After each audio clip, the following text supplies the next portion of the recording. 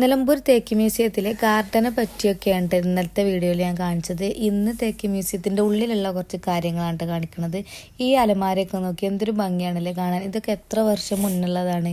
ലോകത്തിലെ തന്നെ ആദ്യത്തെ തേക്ക് മ്യൂസിയം, ഏറ്റവും ഏറ്റവും പ്രായം കൂടിയ തേക്കുള്ളത് ഇവിടെയാണ് കേട്ടോ പറയണത്. അപ്പോൾ അതൊക്കെ എത്ര കാലം മുന്നുള്ളതാവും.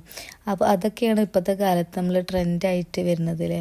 എന്തായാലും ഇതൊക്കെ ഈ ഷഡ്പഥങ്ങളൊക്കെ ഇവിടെയുള്ള ഗാർഡനിലെ ചിത്രശലഭങ്ങളാണെന്ന് കേട്ടോ പറയണത്. എനിക്ക് ഇങ്ങനെയുള്ള ആർട്ടിസ്റ്റിനോടൊന്നും വലിയ താല്പര്യമൊന്നും ഇല്ലെങ്കിലും മ്യൂസിയത്തിൽ ഇങ്ങനെ കയറിയപ്പോൾ എല്ലാം ഒന്ന് എടുത്തു എന്നുള്ളൂ കേട്ടോ. പക്ഷേ എനിക്ക് താല്പര്യമുള്ള കുറച്ച് സംഭവങ്ങളുണ്ട് കേട്ടോ അവിടെ.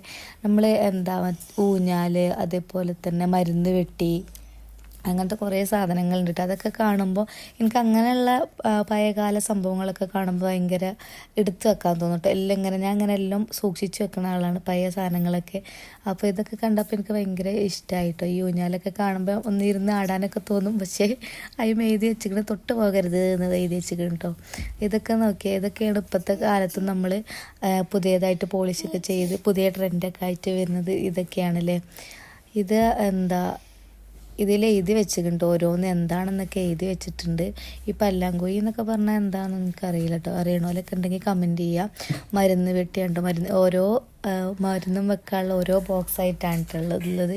പിന്നെ ഇതാ ചാരകസാല, പണ്ടത്തെ വല്യപ്പന്മാർക്കൊക്കെ ഇരിക്കാൻ പറ്റിയ ചാരകസാല, പിന്നെ ഒരു മേശ, അതേപോലെ തന്നെ പിന്നെ ഈ തേക്ക് പിന്നെ എല്ലാവർക്കും സുപരിചിതയ്ക്കാറ്. കാരണം എല്ലാവരും ഇവിടെ വന്നാൽ എല്ലാവരും ഇവിടെ വരിവരിയായി നിന്ന് കണ്ടൊരു ഫോട്ടോ മസ്റ്റാണ്. പിന്നെ അതിൻ്റെ താഴത്തുള്ളത് ഇങ്ങനെ കുറേ സംഭവങ്ങളാണ് കേട്ടോ. ഒക്കെ തേക്ക് തീർത്ത തേക്കാരം. ഇത് കുറേ ഇരിക്കാനുള്ള ഒരു ഇരിപ്പിടാണ് കേട്ടോ ഈ കാണുന്നത്. നടുവിൽ ടീപ്പോയി, അതേപോലെ ചുറ്റിനും ഇരിക്കാനുള്ളൊരു സ്ഥലം. അപ്പോൾ ഇതൊക്കെ ഉണ്ട് മ്യൂസിയത്തിൻ്റെ അകത്തുള്ളത്.